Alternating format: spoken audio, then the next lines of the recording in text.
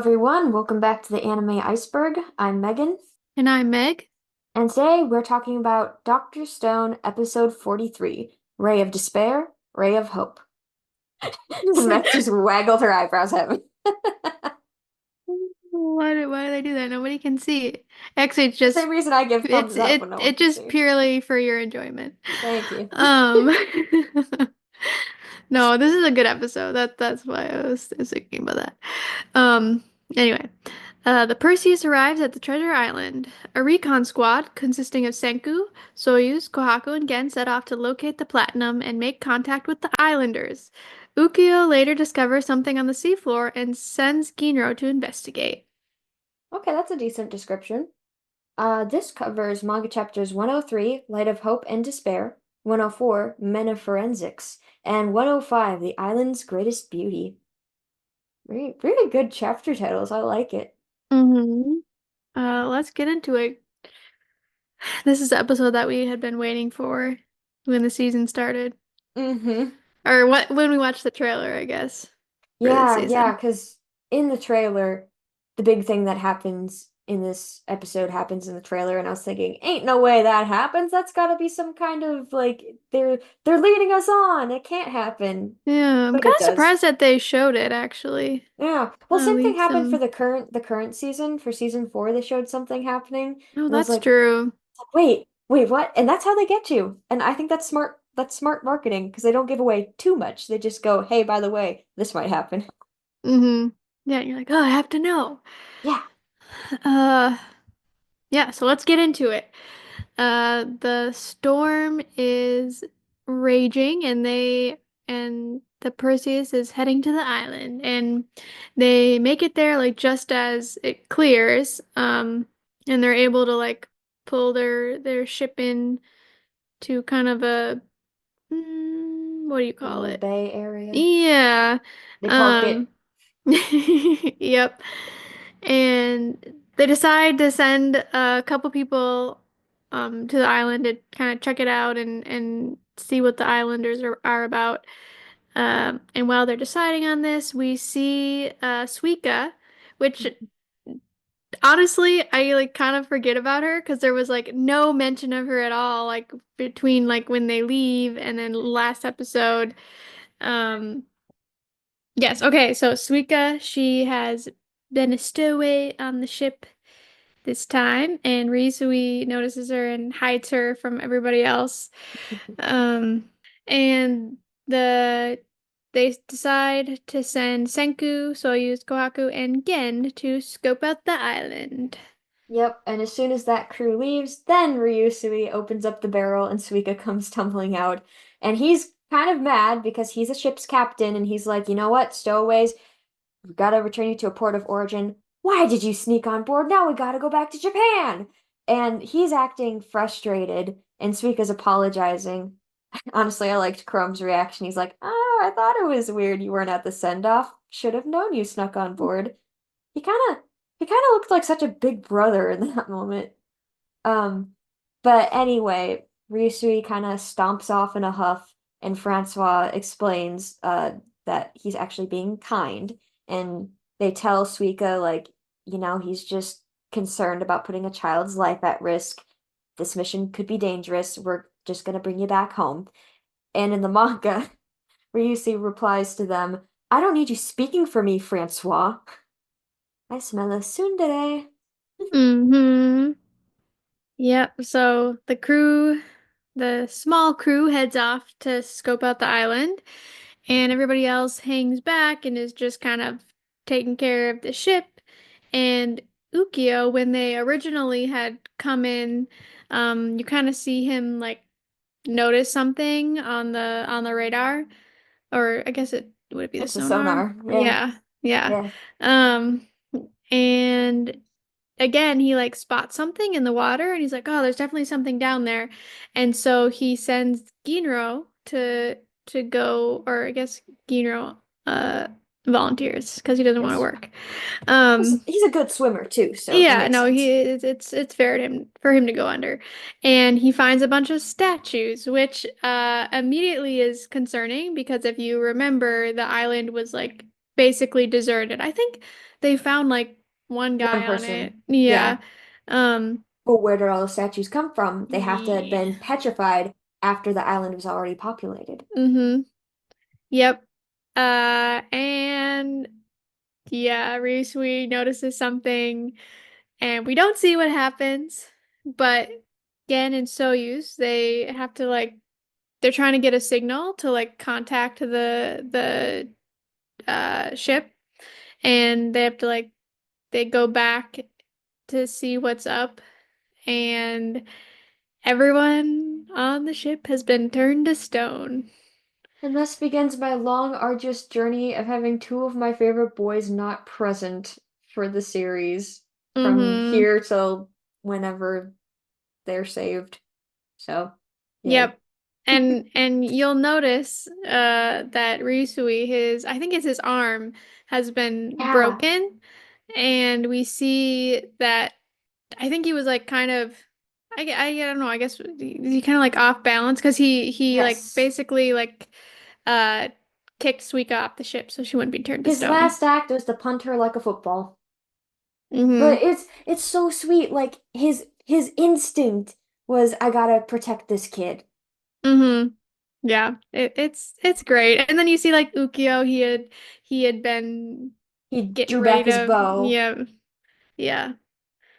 And of course Kohaku like immediately wants to go back to save everyone, but I don't know, I like everybody's reactions because Kohaku wants to go back and obviously Gen and Soyuz are super freaked out and you just see like Senku in the background, like he got a very dark look on his face. Um, but he's also, of course, Senku and he's like, yeah, let's figure this out. And they shouldn't go back. They actually need to find the treasure box so that they can make revival fluid and revive everyone.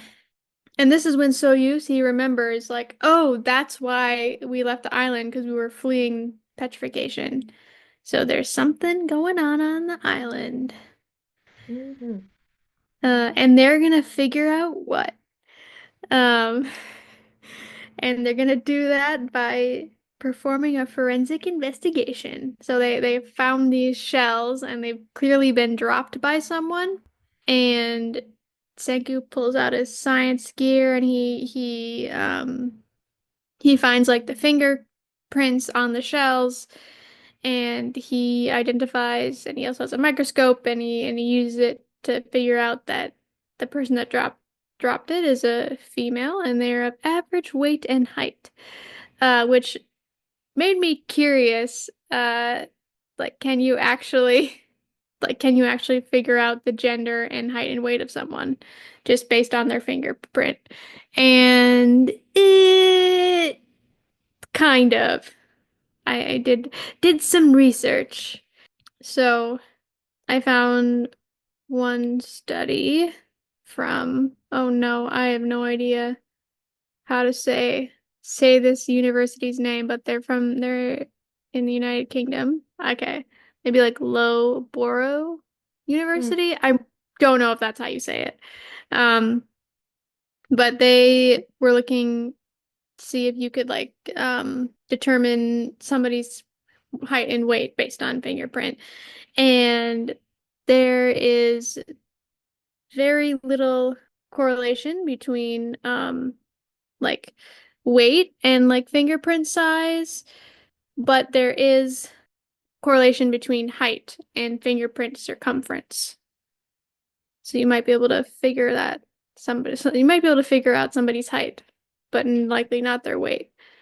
And then if you can figure to see if you can figure out somebody's gender, I found another study, and this was from Prince Sultan University in Saudi Arabia. Oh, interesting. Okay. And basically, based on this, like Senku would not be able to tell somebody's gender just based on the information that just based on his scientific toodle.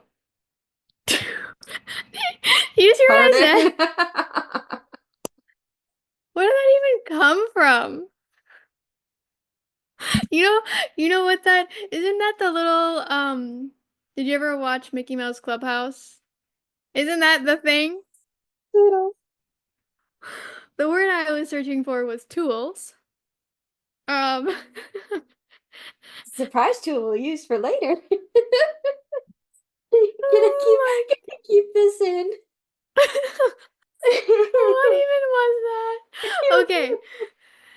Anyway, anyway, there you can actually determine somebody's gender based on uh like the minute details of their Hmm. fingerprint, like the ridge count, like the valley count, and like the ridge valley density, and also based on the texture as well. But you need like there's like tools that you have to use that. Senku just looks at it. Yeah, yeah, you wouldn't be able to just look at it. Like you have to uh put it into the Hmm. software and the Maybe tools that have been there's, built to figure it out. well, okay, here's a thought that's probably not accurate, but maybe the way in which she was holding the shells could indicate too, because like maybe girls use a different grip than guys would, but Mm-hmm. that would be conjecture at that point, That can so they don't really explain like he just says it like he doesn't explain how and you're he like, it's came to Senku, that so yeah. conclusion. Yeah. Maybe he's But seen enough fingerprints to just be like, yeah, that's a woman's. what in his scientific endeavors, why would he be looking at fingerprints? He was building rockets. I don't know. Side I'm tangent he took questioning. late at night. It was like 1 in the morning. He's like, "Oh, this is interesting. Let me look at this article." And then went down a rabbit hole. Before you know it, it's 6 a.m. I mean, totally could have happened, but I'm questioning his abilities here. I'm just gonna say that. Um, but anyway, that was my little rabbit hole that I went down. I was about to say Rabbit Hill. What is wrong with me? Ah. Okay. Anyway, so now they've identified that it's a female, and then Gen and Senku kind of work together. Gen kind of figures out the path that she likely took, and he finds a hair, and then they find a bunch of hair, and then they have their human centrifuge to like spin down and basically like separate the different The pollen layer from the, yeah, and they yeah. also put oh wait, they didn't look at them, did they look at the fingerprint under the microscope? No, no, he had Sorry, I black light for said that. that. Yeah, But said that wrong. yeah, Um, but they do use the microscope to look at the pollen yeah, layer, and Senku can determine yes. which plants were, like plant fibers were on her hair strand. And I love how Senku has absolute confidence in Kohaku to be a centrifuge. He's just like, here's my friend, look what she can do. Whoosh. Yeah, that's actually wild. Yeah, and then they're on the hunt. And they track down the girl, and she is very beautiful. Um, and this point is immediately made by three men proposing to her. And then I honestly I kind of love her introduction because Yeah. she she like puts on a whole act. She like makes herself cry and like, "Oh, but I'm being taken away by the master, so I can't accept any of your proposals." Um, and just like totally plays them, and I love it. Uh, and Senku and the gang are watching, and they're very excited. And Gen's like, "All right, we gotta make a plan." And Senku being Senku, he's never subtle. He just like walks up and he's like, "Hi, where's the treasure box?" And like, Like she would know what that is. yeah, and Gen is just like, "Of course." And she's like, "Who are these people?" And she recognize well, I think she hears them calling Soyuz by his name, right? Because then she just like Maybe. assumes that he's the master. Well, they Um, look to Soyuz because they're asking for information because he's the only native from the island. And the woman can see that, like, she's like, oh, these three don't look like they're from here, but Soyuz looks like the other islanders in complexion, I guess, and whatever. And so she's immediately like, he must be the master. And she immediately puts on a show. Like, oh, I love you. I've been waiting for you to take me. I can't believe this day is finally here. Like just, she's being a ham. And Soyuz, poor guy, is petrified by her, but not turning to stone petrified, more like, there's a pretty girl hugging me. I can't move. Yeah, Soyuz is like totally flustered, and then they're like, he's not the master, it's this guy. And she, they point to Senku, and Senku's like she tries to seduce Senku, and he is completely not impressed. I love He's his just like, face. ugh. And in the manga, he says, I'm the one for you, blah, blah, whatever. Where's the treasure? Yeah, but then they hear a commotion, and the all the men in the village are like getting ready to riot because uh Amaryllis, which is the name of the girl, is gonna be taken away by the master. And I just love this because the King of Science just were like, we gotta stop the riot. And you know what they do? They just tear gas everyone. Like, so it's And just crazy. and Senku actually explains how to make tear gas in the manga. That's even crazier, actually. Can't believe they explain how to do that in the manga. Um, it's not really that hard. So I guess they're probably like, it's common knowledge. Not common knowledge, but it's easy to figure out. So, Yeah, yeah. um, yep. And Amaryllis is very impressed, and they're like, was that magic? And she gets their attention by saying she knows about the petrification technology. Yep. And that's where the episode ends. Yeah. So we got some extra things in the manga. First is a Mecha Senku Q&A. It says, how much is Ryusui's Drago currency worth in terms of Japanese yen?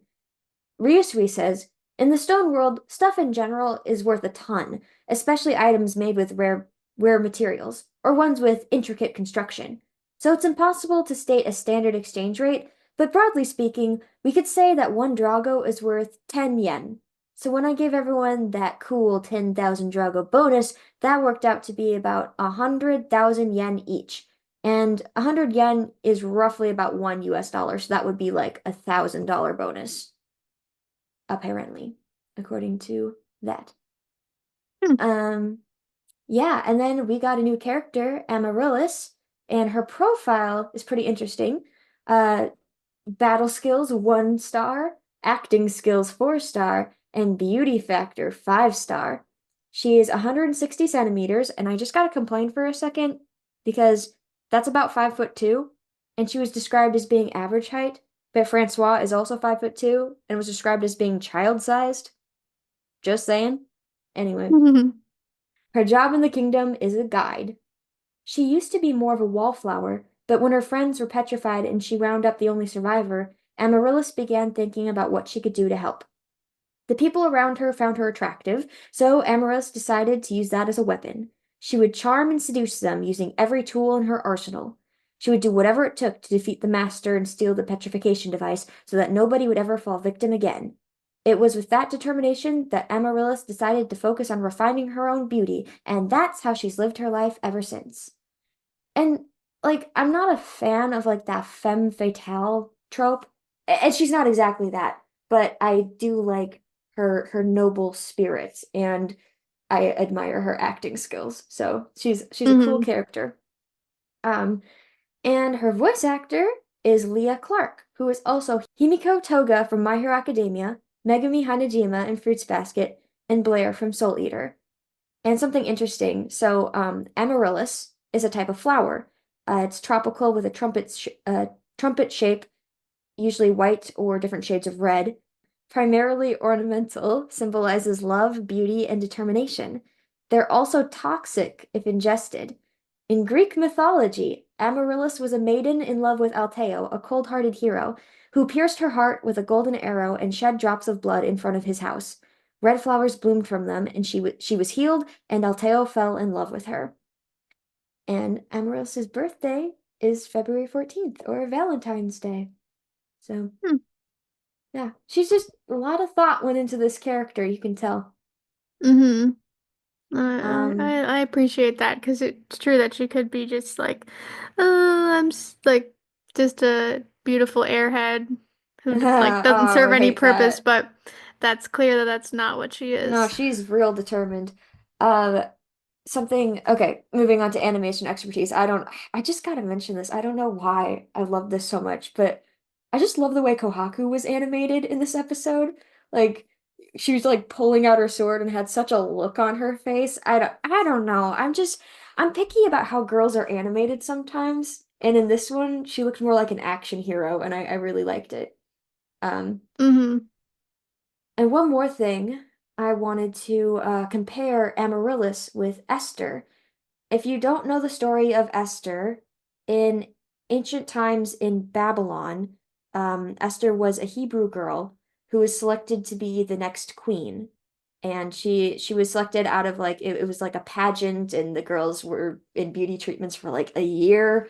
And um and the king chose her, but he didn't know that she was a Hebrew, and she ended up saving her people from certain demise by being brave and using her newfound love with the king, and like talking to him and standing up for her people. It's just a cool story. Check it out. It's in the Bible, the Book of Esther.